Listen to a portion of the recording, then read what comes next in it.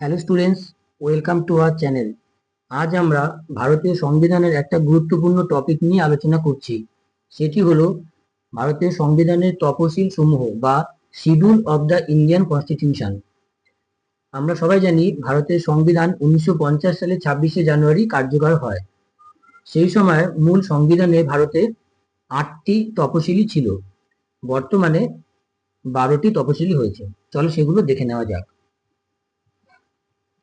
প্রথম তফসিল বা ফার্স্ট শিডিউল, সেখানে ভারতের রাজ্য ও কেন্দ্রশাসিত অঞ্চলগুলির তালিকা বর্ণনা করা আছে।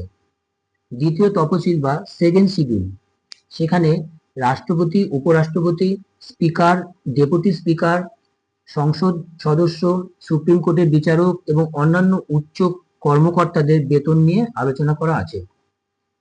তৃতীয় তফসিল বা থার্ড শিডিউল, সেখানে রাষ্ট্রপতি, উপরাষ্ট্রপতি, মন্ত্রী, বিচারক এবং অন্যান্য কর্মকর্তাদের পদের শপথ গ্রহণ এবং অঙ্গীকারের ফর্ম নিয়ে সেখানে আলোচনা করা আছে।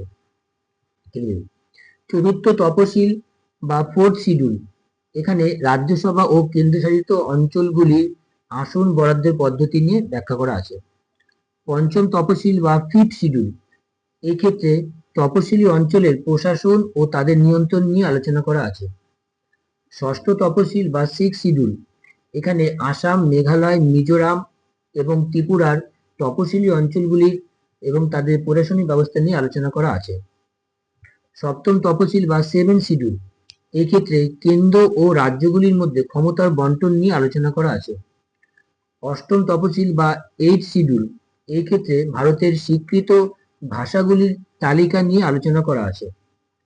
নবম তফসিল বা নাইন শিডিউল, এখানে কিছু আইন ও অধ্যাদেশ বা জুডিশিয়াল রিভিউ থেকে সুরক্ষা প্রদান কিভাবে করে সেগুলি নিয়ে আলোচনা করা আছে।